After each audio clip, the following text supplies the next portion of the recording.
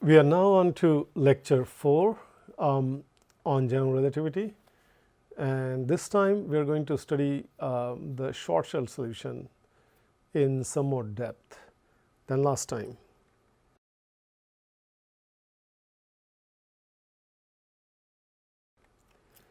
So this is where we ended in the last lecture, where we solved Einstein's equations in spherical symmetry, assuming steadicity and vacuum, and we found this metric. We didn't spend much time analyzing the properties of this metric, but we'll do that today.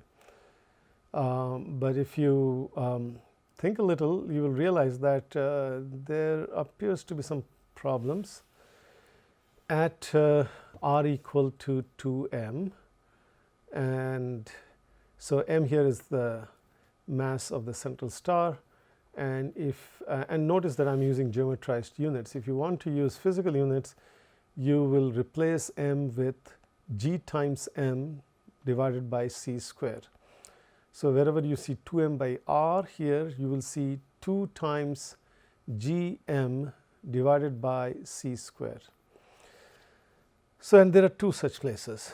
Okay. Now, going back to geometric units, when r is equal to 2m, this parenthetic quantity goes to 0, but this is appearing in the denominator in GRR, the radial part of the metric component.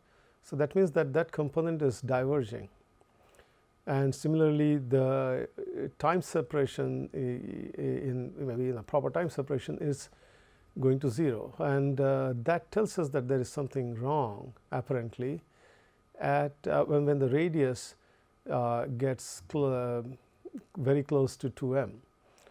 But 2m is a positive number because m, the mass, what is being interpreted as the mass of the star, is a positive quantity.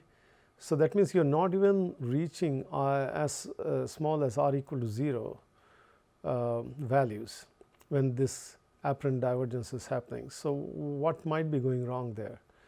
And the other point at which something seems to be going funny is when r is going to 0, and there of course 2m by r diverges, and then you once again have the metric becoming undefined. So how do you establish whether this is a real property of the geometry under consideration, or is it some artifact, for example, of the choice of your coordinate system? So these are the two singularities. So by the way, it is also important to note here that this metric that we call the Schwarzschild metric is the unique solution of vacuum Einstein equation for spherically symmetric geometry that is asymptotically flat. So you are in vacuum, and if the space time is required to be asymptotically flat, then interestingly you don't even have to require the space time to be static. So this can so that was one of the weaknesses the way I presented it last time, because if you want to use this as pretty good approximation to the metric of space time around the sun, one objection people could have raised is that well, the sun is not really static. There is a lot of stuff in the plasma in the sun that's undergoing upwelling and downwelling, and there are these currents. So in the presence of such motion, obviously you don't have a static situation, but Birkhoff's theorem says that this is still the unique solution in the vacuum spacetime around an object like the sun, which is really not static. So that is reassuring.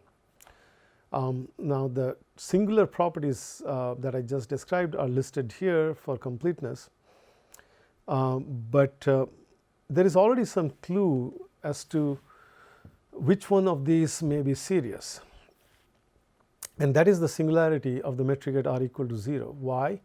Because if you compute scalars, which are I mentioned that there could be coordinate artifacts, right? But scalar quantities that do not change under coordinate transformation, such as the Ricci scalar and the Krishman scalar here, which is constructed out of the Riemann tensor and its if you might say the inverse, then these scalar quantities, if you compute them for this geometry, you will find that they diverge as you go near r equal to 0. So, that suggests that this singularity may be real, and if so, then the geodesics of particles falling into the center of this coordinate system may be incomplete, and you may actually have total loss of physical predictability. You may not be able to tell what happens next. R equal to 2m on the other hand, if you do that same type of calculation, you find that these Ricci scalar or this Kretschmann scalar or other curvature scalars you can construct, such as r mu nu contracted with r mu nu, they are non-divergent at r equal to 2m. And so, that then retains the hope for us that r equal to 2m may not be a geometric singularity of this space time. So, if so, is it a coordinate singularity, and if that is the case, is there a way to make a transformation to a new system where the r equal to 2m singularity no longer exists?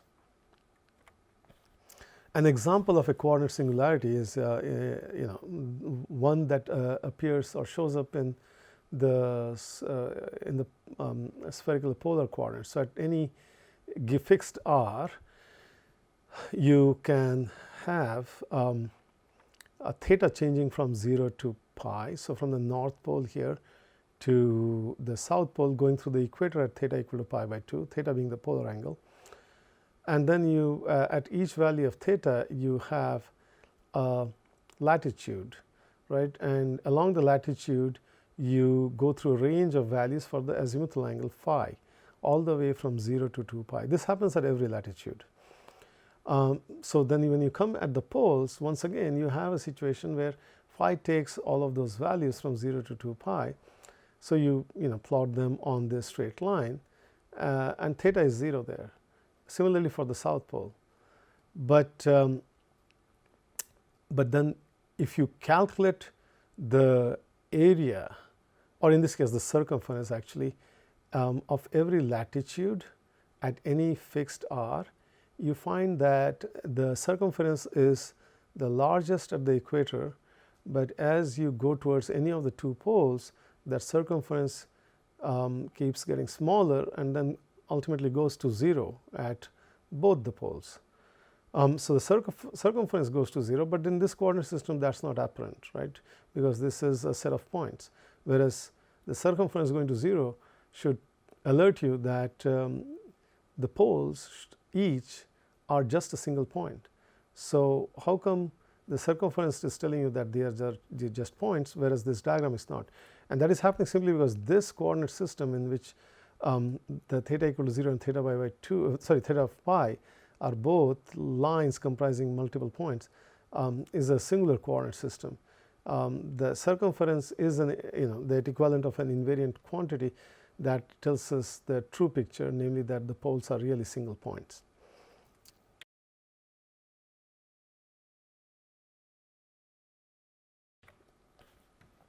So, this motivates us to study conserved quantities, but we will take a detour while doing that and eventually return to the singularities. The detour we will take is to utilize conserved quantities to understand the property of moving objects in these in the Schwarzschild spacetime. So, yeah, to be very clear, I am still not attacking the problem of what happens inside the star, and that is because the Schwarzschild spacetime is a vacuum spacetime. So, I am still confining myself to the outside of such a star where it is vacuum or nearly vacuum. What happens inside the star is something we will take up in the final lecture. So, first of all, notice from the Schwarzschild metric, which I am sure you have memorized very well by now. If you look at the components of the metric, you find that they are independent of time. The way we came about that was by explicitly requiring the metric to be static in the Schwarzschild coordinates, and they are also independent of phi, which is consistent with those coordinates being specifically adapted for spherical symmetry. So, But these two coordinates are then cyclic coordinates, and if so, you realize that from ultimately Noether's theorem, you can expect conserved quantities related to these symmetries. The first quantity is what we call, quote unquote, specific energy. So that is defined as negative the zeroth component of the dual vector to the momentum vector divided by the rest mass of the particle, and then the specific angular momentum. I think this may be a typo, so you should verify. I think this is just p phi with phi downstairs divided by m. So in spherical symmetry, the trajectories that set out at this should say, for example, r equal to 0, rather at some constant polar angle value, for example, theta equal to pi by 2, right? They will remain at pi by 2 because there is no reason for these trajectories to go out of that plane because things are symmetric. So either hemisphere looks very much the same as the other one. So in the following discussion, we will orient our coordinate system so that the trajectories are and remain at the equatorial plane, theta equal to pi by 2. In that case, so we are going to utilize that eventually, but before that, notice that since we have defined p0 and p phi with the indices lower, proportional to constants because of the time symmetry and the azimuthal symmetry, the contravariant components, so as to speak, namely p 0 up, can be obtained by this operation. So the inverse metric acting on p 0. Really speaking, this should be g0 mu contracted with p mu, but the fact is that in the Schwarzschild coordinates the metric is diagonal. So g0 mu is non-zero only when mu is equal to 0, and that is why you have only one term in this expansion. Otherwise, in general, we would have had 4 terms because of the Einstein summation convention.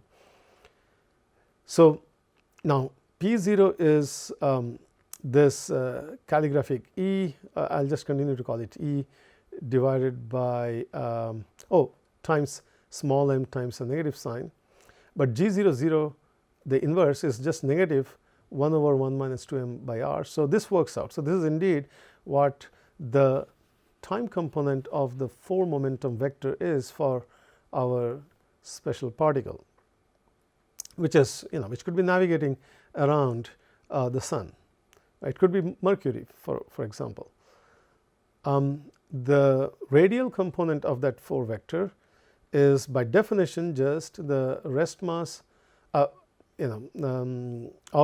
the particle times the proper time derivative of its radial coordinate, and p with phi as a contravariant index is again g phi phi times p phi, very much like g00 times p0, because here again the metric is diagonal. So g phi mu has only this component non-zero. Now inserting back for p phi, and indeed that should be L equal to plus p phi by m. So p phi is just m times L, which is what you insert here, and the inverse of the metric phi phi component is just 1 over r squared, because remember this is that r squared that was multiplying your d omega square. But you may object here and say, wait, don't pull a fast one here, because there is also a sine squared theta there, and you're absolutely right. But then we chose, without loss of generality, because you can always orient your coordinate system in this way, we chose to work with trajectories on this plane which with our coordinate system reorientation is one where theta is pi by 2, that is the equatorial plane. So sine pi by 2 is 1. So that is what has happened here. So then we bring in another conserved quantity which is invariant under Lorentz transformation in special relativity, and that is p mu contracted with p mu, which is just negative times the square of the rest mass. So this actually on the equatorial plane gives this second equation, where remember that I interpreted p mu as g mu nu contracted with p mu up and p nu with nu up. and g mu nu is are the components of my metric, and this is the metric I am using. So, if you do that, convince yourself that this is the quantity you get. This is the negative m square coming from this invariant value of the square of the momentum magnitude of my particle, right. And on the right hand side, I have done this g mu nu p nu expansion, where my interesting components are p 0, p r, p theta, I am sorry, p phi. Okay.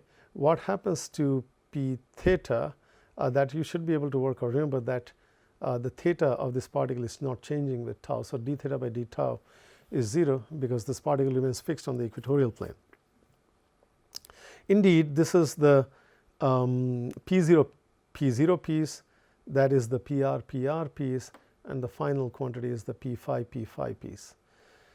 Why is this useful? Because it actually gives me an equation for how the radial position coordinate of my particle changes with its proper time. So, this is the equation that I am going to invert on the next slide, and ultimately find how the proper time on the particle behaves as it changes its radial coordinate. And there are so many ways in which it can do that. One example we will consider is one where the particle is just radially falling in. Why? Because remember that question at the back of our mind, we want to probe what happens at r equal to 2m, and one way to answer that is to ask, okay, if you really fell into this object which is still vacuum at r equal to 2m, and by the way such objects are also called black holes, then we want to probe what happens as you fall in through r equal to 2m. Will you see any difference? And so that is the question that we have at the back of our mind. So, when we invert the last equation that we obtained from p mu equal to negative m square conservation equation, this is what you get for dr by d tau squared in terms of the conserved quantity E. And yes, so I am now limiting myself to radially infalling paths, which means that this quantity which is like the angular momentum is not just conserved, but it is 0. There is no impact parameter here.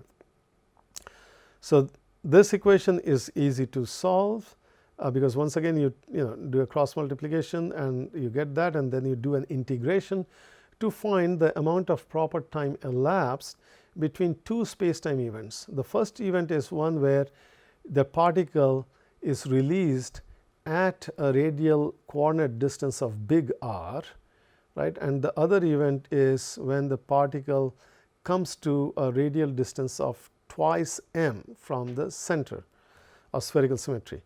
Okay. When you do that, what happens? This is a completely well behaved quantity.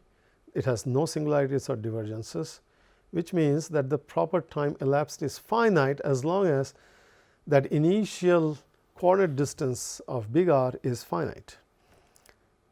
Actually, there is nothing here that prevents you from integrating along this trajectory all the way to small r less than 2m. So, you may fall within that radius where r was singular of 2m. Okay. If you fall within that even then the proper time elapsed remains finite, and so there seems to be nothing problematic from that perspective about this radius value of 2m. So, let us keep that in mind as we work along to resolve what exactly happens at r equal to 2m and why. So, now that we have examined the proper time elapsed, so that is the time that the infalling observer measures with the clock he is carrying as he dives into what I termed as a black hole, right. Why it is called a black hole, it will become clear down the road, but you can anticipate that this is an object where you can fall into. That's what's signified by the term hole, but it is black in the sense that nothing from within r equal to 2m in this case can come out of it. By nothing here I really limit myself to signals, okay, something that can carry information. So let us analyze what happens to the coordinate time along the path of this infalling observer. Does it also remain well behaved? But how do we tackle that? One easy way is to just find the connection between the amount of coordinate time elapsed and the amount of proper time elapsed, because you already calculated what the proper time is on the previous worksheet, right? But that link can be provided by u0. This is the time component of the 4 vector of my infalling particle, and that is simply the derivative of the coordinate time t with respect to tau. So, but it helps whenever you are comparing aspects of a trajectory at 2 different points. It helps to remember if and utilize if something is conserved along that trajectory. That is how you can relate quantities at different points of the trajectory or different events, right? And so to do that, we realize that okay, this u with 0 contravariant can be related to u with 0 covariant through this contraction with the metric component g00, but u with 0 downstairs is just the time component of the dual to the momentum vector, right? That is p0 divided by small m, the rest mass of the particle. And but p0 by m is something we define as this conserved quantity E with a negative sign, and but g00 inverted is just negative of 1 over 1 minus 2m over r. So this is that quantity, but of course this quantity itself is not conserved. E is the quantity that is conserved, but it tells us how t will change with r and tau. Okay, so this is what we simplify on the next line. We say okay, dt is then just this conserved energy like quantity E times d tau divided by 1 minus 2m over r, and d tau I know is related to dr. Sorry, let's go back. Dt is related, sorry, d tau is related to dr as we worked out on the previous page using the momentum magnitude conservation. So when you do the replacement, then this is the longest expression you get. But the nice thing is now the right hand side is dependent solely on the radial coordinate. So I should be able to integrate this equation to find how much coordinate time is elapsed for any coordinate distance that is covered by our friend, namely this infalling observer. This can be done for any value of E, but given our focus of finding what is happening at r equal to 2m, let's just keep our life simple and set E equal to 1. And when you do that, the expression for dt simplifies. Oh, there is one more thing I'll do, and I'll basically examine very close to the what will eventually be termed as the horizon, namely this sphere at r equal to 2m. So I examine what happens slightly outside that sphere at r equal to 2m. So epsilon, how much outside? By a coordinate distance of epsilon. So epsilon is positive, but it is much smaller than 2m. So we are really skimming the surface of this so-called horizon.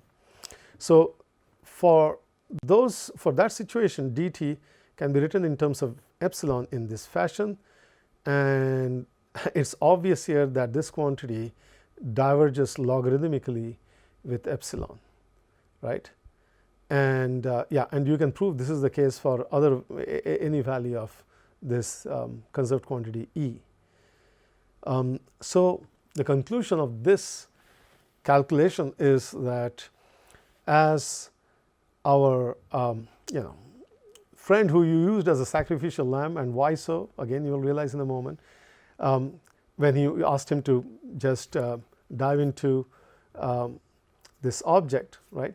So as this friend falls in his proper time, he is measuring finite amounts of time as he approaches r equal to tm. Of course, you left him at a finite coordinate distance big R away from the center. But as you are measuring the coordinate time that is elapsed okay, for the corresponding proper time interval, you find that you will actually never see your friend cross r equal to 2m, because the coordinate time elapsed tt diverges. Okay. So this again is very odd, because your friend is going to fall through r equal to 2m, but you're not going to be able to see that happening. So this already tells you there is something weird about the Schwarzschild coordinates at r equal to 2m. But what about taking the other viewpoint, where you say, okay, well, let me start inside the sphere at r equal to 2m. So we define a different epsilon now. This is not the same one as before. This is still greater than 0, but this is such that it is 2m minus r, which means r is 2m minus epsilon. So you are at a coordinate distance of r which is less than 2m. So when you now re-examine the metric in terms of epsilon, okay, it works out to be still pretty nice. But one thing has happened in the process, and that is that if epsilon is positive, but still let us say in magnitude less than 2m, then the coefficient of dt square has become positive, whereas the coefficient of d epsilon square has become negative.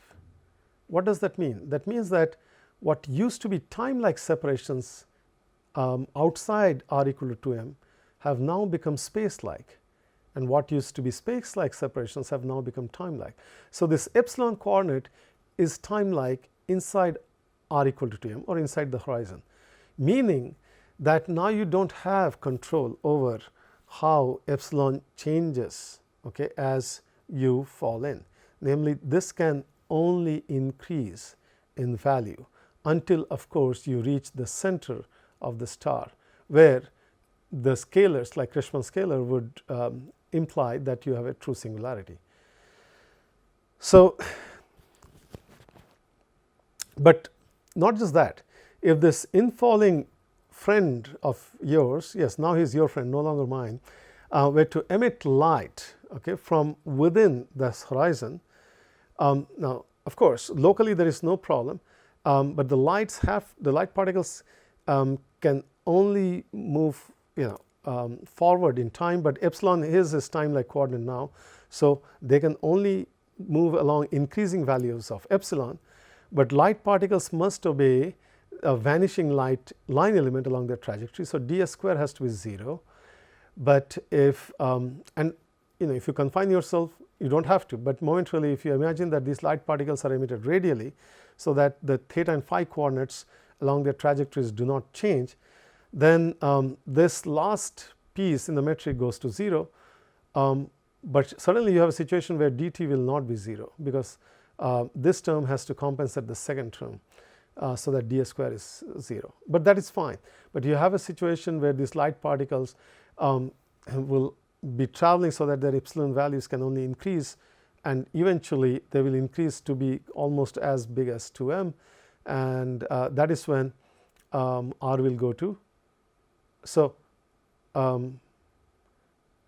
rather, actually, I'm sorry. So if you have a situation where yes, so the epsilon value can keep changing. Remember, it has to be positive definite, right? So r here has to keep decreasing to 0. So epsilon can only keep increasing to 2m. So yes, we were right. Remember, at the horizon or very close to the horizon, epsilon is 0, but when small r is equal to 0, epsilon increases to 2m. So that's what is going to happen to the light particles. So not only your friend will fall to epsilon equal to 2m or r equal to 0, which is a true singularity of the geometry, but even the light particles will fall to that value. They will not be able to escape out to epsilon equal to 0 or r equal to 2m, or even go beyond the horizon at r equal to 2m, which means that these light particles will also be trapped, and which is why we call r equal to 2m the horizon. That is, whatever once goes within that sphere, it is not able to escape to without or to the outside. So it is this r equal to 2m can be thought of as a wavefront or a light sphere, so that it is it's just marginally trapped. Everything within it is trapped, including light, and everything without it doesn't have to be trapped, in the sense that even if it is falling in, if it could somehow use rockets or some other means to change its trajectory, it can, and prevent itself from falling within this horizon. All right. So, r equal to 2m is a horizon, but otherwise yes, infalling objects can fall within this horizon, but once you are within, you will not be able to escape. So, no signals can escape from inside of r equal to 2m to outside.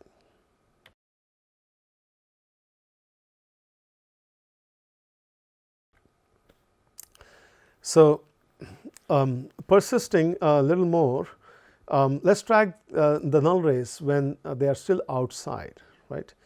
So, and we will track their trajectories in terms of their Schwarzschild coordinate values. So, ds square must be equal to 0 for light like paths or null paths. The rest of the metric, Schwarzschild metric, is the same as you have seen before. We are staged outside r equal to 2m, but let us say we are moving along radial paths. So, d theta and d phi do not change. Okay? I mean, theta and phi do not change. So, d theta and d phi are both set to 0. In that case, the t and the r coordinates along these null rays are related by this expression. But if you go back to your good old Minkowski diagrams in special relativity, okay, then yes, you are familiar with these diagrams. So, r is in this case moving to the right, the time axis carries time forward upwards here, right.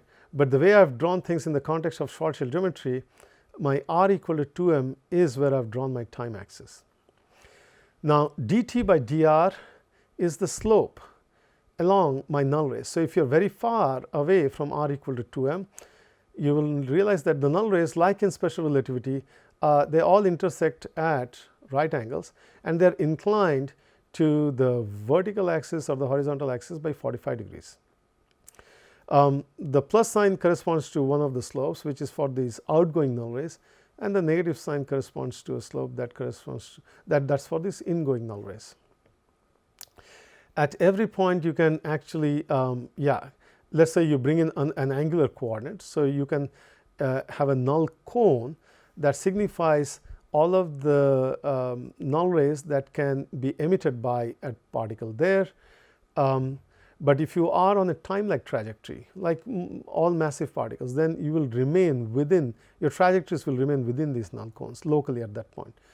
But as you track your slope, you will notice that the slopes here, the magnitude of the slope is increasing as you get r to be closer to the horizon, and that is why these cones are becoming narrower and narrower as you get to r equal to 2m. And that means that the window of opportunity you have for your massive particles, namely how much space they can occupy, their trajectories can, they also become more and more clamped, right. So, this shows once again that there must be something odd about this coordinate system that is climbing up these trajectories. So, one way to find a better coordinate system is to seek one where these null cone trajectories do not get clamped up like they are doing here in Schwarzschild coordinates as you come closer to r equal to 2m. So, if you were to be able to maintain this 45 degree slopes in some other coordinate system, maybe that will also at the same time allow you to take these light particles into the r equal to 2m horizon. Okay? Because if a massive particle like your friend can fall into r equal to 2m, chances are that massless particles like photons can be able to do so as well, falling in, not necessarily be able to go out. So, the possibility that objects like black holes exist was first hinted by Subramanian Chandrasekhar in the 30s, but it took until 1960 when coordinate system was found. So this tells you how tricky this problem was conceptually. So coordinate system in which null rays remain at 45 degrees with respect to the vertical. So these coordinate system are known as the Kruskal-Zekeres coordinate system, and you define your outgoing and ingoing null rays, right, u's and v's, the coordinates on those, in terms of the Schwarzschild coordinate r and the Schwarzschild time coordinate t in this fashion. Okay, this is how you define them for r greater than 2m. For r less than 2m, the expressions are the same except that you swap u and v. So indeed, you have a coordinate system which is singular at r equal to 2m, but that is okay. If you have to get rid of your original coordinate singularity in the metric, in the Schwarzschild coordinates, you will have to make a coordinate transformation that has to be singular at that point. Okay, but you will find out that u and v themselves are perfectly well behaved, and the metric is perfectly well behaved in these coordinates at r equal to 2m. So when you do this transformation, after some mathematics which you can do for yourself, you can show that the original spherically symmetric static space-time metric in Schwarzschild coordinates can be recast in terms of u and v in this fashion. Okay, and this metric is perfectly fine at r equal to 2m. There is no divergence except at r equal to 0. But this is also emphasizing the fact that r equal to 0 is a geometric singularity, is a curvature singularity, but r equal to 2m is a coordinate singularity, which is in these better coordinates has disappeared. And if you want to work out how r and t, well, at least r, I am giving you the expression for r, t you can work out yourself using hints from this expression, but the first two equations can actually be solved or inverted to express r in terms of u and v, and this is that expression. So a radial null line in these coordinates will continue to have d theta equal to 0 equal to d phi, and because it is on the photon path, the line element ds or ds square will be 0, but such a line, as you can show here, is one which satisfies dv is equal to plus minus du, which is exactly what you have for null lines in uv coordinates in flat spacetime as well. So you now have a coordinate system as shown here, and the details of this I will ask you to explain to yourself, but you will have a situation where the u's and the v's have these slopes at 45 degrees throughout the diagram. Okay. Here I have shown this explicitly for r greater than 2m, but this continues to be the case at for r less than 2m, and these null cones never climb up.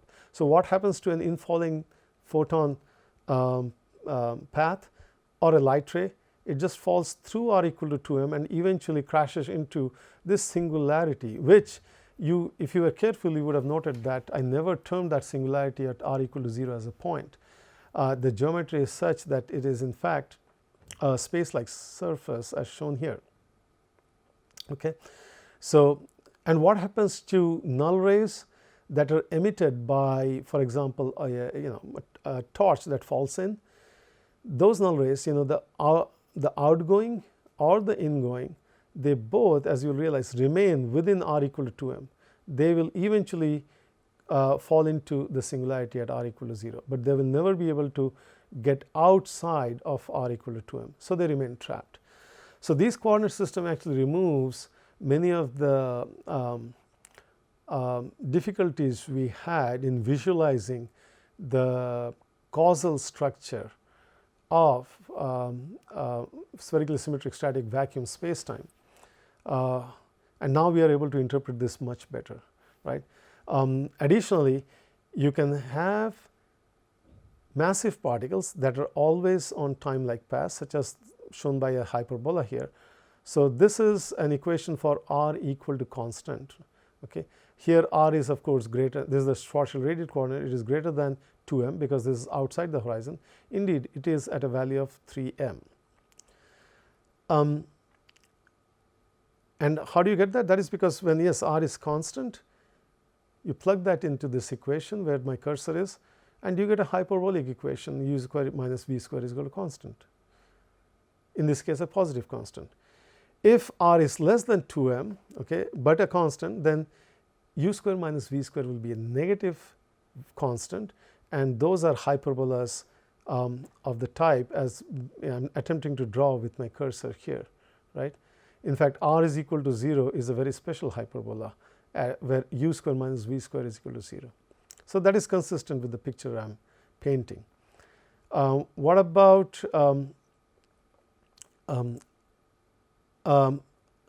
the torch that falls in from outside to within? Okay, that will always have a time-like trajectory.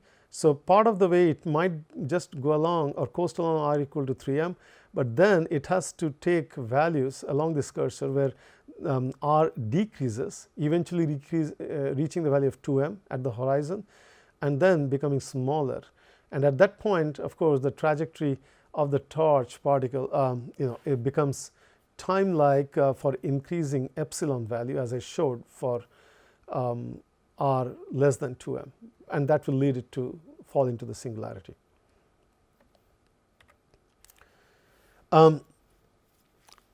In this slide, now that we have a better picture of the black hole geometry and we have a more complete appreciation for why r is equal to 2m is the event horizon.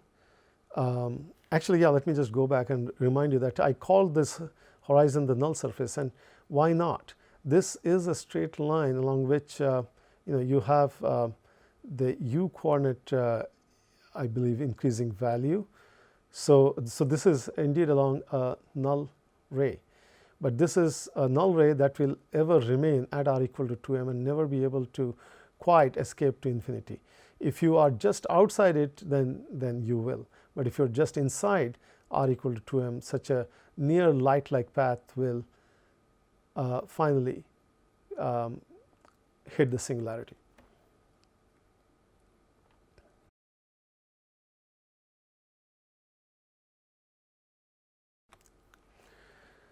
So, with that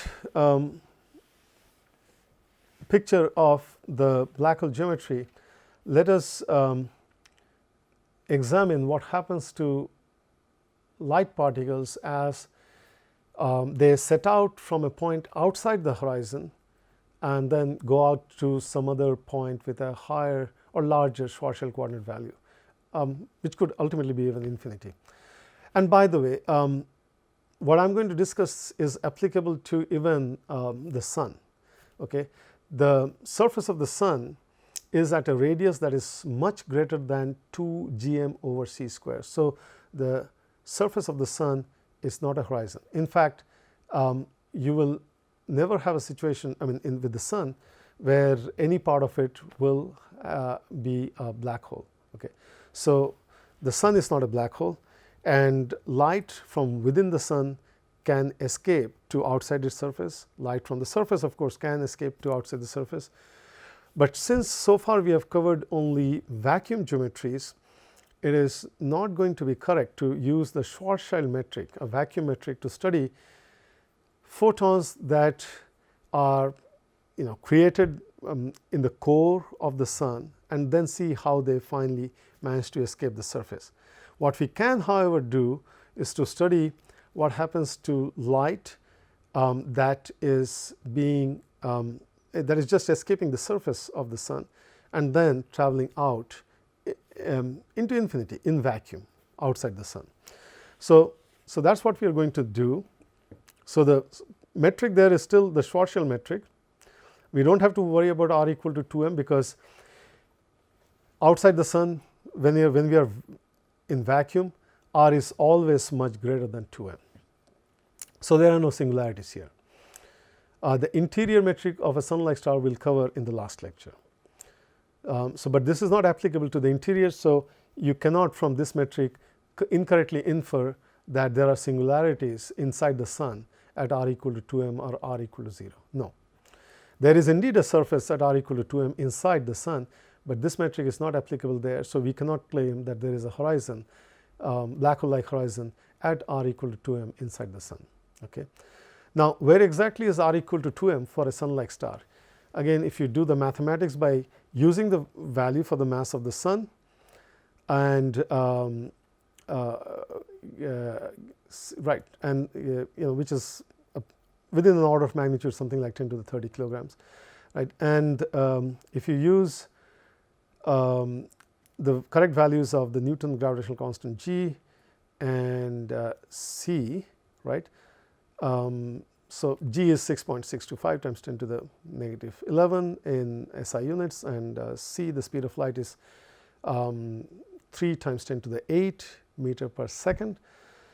So if you use that to calculate 2 gm over c square, right, with m being the mass of the sun, you find that that obviously has dimensions of radius, because otherwise you cannot write 2 gm over c square divided by r as a dimensionless quantity, just like this one is, right.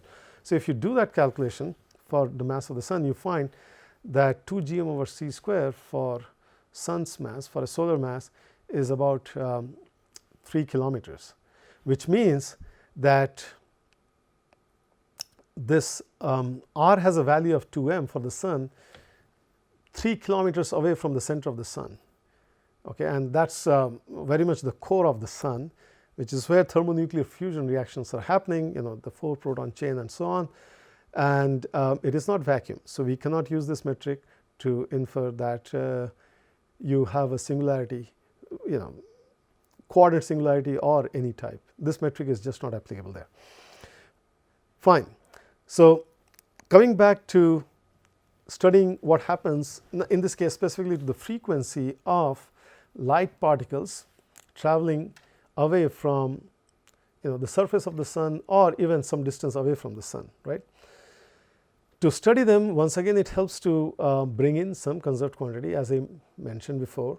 So we'll go back to this energy like quantity E, which we realized is just negative p0, where p happens to still denote the 4 momentum vector, or its dual. So for an observing hovering at a constant t theta phi, she will have u dot u. Actually, it's not required to have constant t. Let's just say there's a this should really be a constant r theta phi, right? So it's a constant radius, and maybe this person is trying to beat sun's gravitational attraction, so must be using some boosters or retro rockets, and so is hovering at some fixed value of the coordinate radius r outside the sun's surface, and it has a fixed theta, so maybe on the equatorial plane, but doesn't have to be, and a constant phi. For the math here, it helps to assume that theta is pi by 2, but the conclusions are they hold regardless of that assumption. So this implies, this instead of this t, read this as r. So this implies that only the following component is non-zero. So u dot u is negative 1. This is because we are using normalized or unit vectors along, that are time-like. So u0 is non-zero, and we can use this u dot u equal to negative 1 to figure out what the time component of this unit norm vector is, and that is because it has to be related to g00, because the inner product brings in that component of the metric, and that was defined as e, remember, negative e to the 2 phi, but you have to take an inverse, so that, and then take the square root, so you get e to the negative phi, okay. That extra negative sign in g00 is cancelled by that negative 1.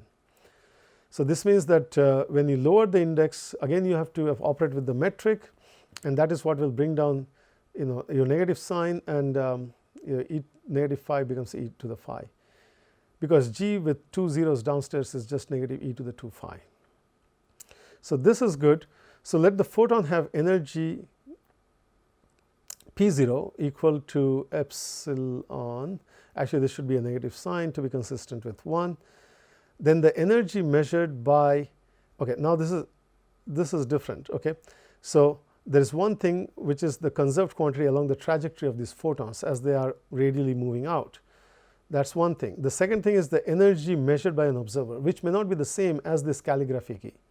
The energy measured by the type of observer I described here at a fixed coordinate radius of r equal to r1. r1 can be, for example, 1 astronomical unit, okay, which is basically the radial distance at which Earth orbits around the Sun, okay, but at a vacuum location or near vacuum. There the observer measures an energy which is defined by the projection of the photon's 4 momentum vector on this vector u, which defines the trajectory of our observer, because the energy measured by an observer is coordinate dependent, right, because indeed energy is the 0th component of the 4 momentum vector, but the 0th component is defined by the unit time-like vector along the trajectory of your observer. So this is the definition of the energy measured, and the non-zero, the only non-zero component of u is u0. So, and since the metric g0 mu is non-zero only for mu equal to 0, this is the only quantity that you have from that inner product that is non-trivial. Using the value of u0 for a Schwarzschild metric that is defined there, you get e to the negative phi measured at r1, because remember the metric components here, they don't depend on time, but they depend on radius, right. So this multiplied with the quantity that is conserved along the photon's trajectory, which is this calligraphic E. You can write a similar equation for the energy measured by another friend who is hovering at a larger radius, r equal to r2. Okay. That energy measured, let us say, will be E2. It will have exactly this expression with r1 in phi replaced with r2. Therefore, the ratio of the photon energies measured at these two different Schwarzschild radii, namely E2 divided by E1, is related to this ratio of the square root of the inverse metric component G00. So, it is e to the negative phi at r2 divided by e to the negative phi at r1.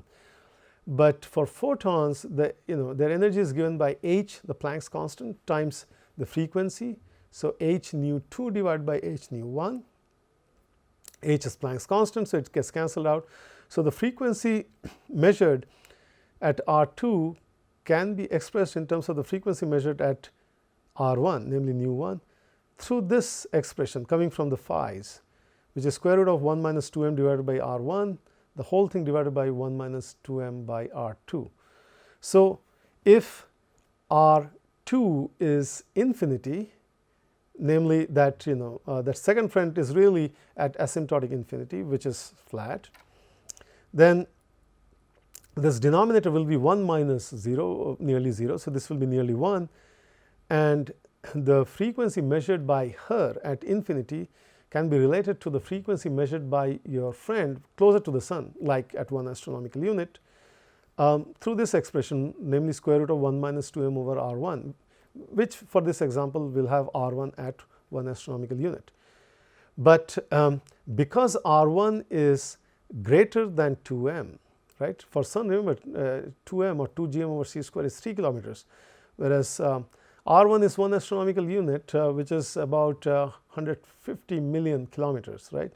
So, this factor is small, right. So, but that tells you, but nevertheless this factor is less than 1. So, which means that nu 2 measured will be smaller. So, the frequency measured by your friend at infinity will be smaller than the frequency at light measured by the person at 1 astronomical unit. Okay. And this is called gravitational redshift. But as you realize, because 3 kilometers is divided by 150 million kilometers is very small, nearly 0, this amount of redshift is small. This situation becomes much more drastic or telling if r1 is really just outside a black hole's horizon and you are in vacuum, because at that time r1 is just barely greater than 2m, and you have 1 minus 2m over r1 very close to zero, but still positive. So that's a situation where you not only see these light particles coming from just outside the horizon, take a long time to reach you, but also they are heavily redshifted, so that the energy with which they finally arrive at you is nearly zero. This is called gravitational redshift. This is where I will end this discussion of the Schwarzschild geometry. There are many other interesting things you can do for yourself by following a book like Waltz or Schutz. In fact, if you read the book by Schutz, you will realize that I've tried to stick to primarily that as a resource, so that it's easier for you to follow along these lectures. In the next lecture, I will bring in matter, so your T mu nu will not be zero as it was here, and we will study what happens in the interior of star, and specifically we will discuss neutron stars and see how gravitational waves nowadays are helping us in understanding the equation of state of objects like neutron stars, very compact objects, maybe the densest form of matter before it collapses to a black hole. With that, we end this lecture. Thank you.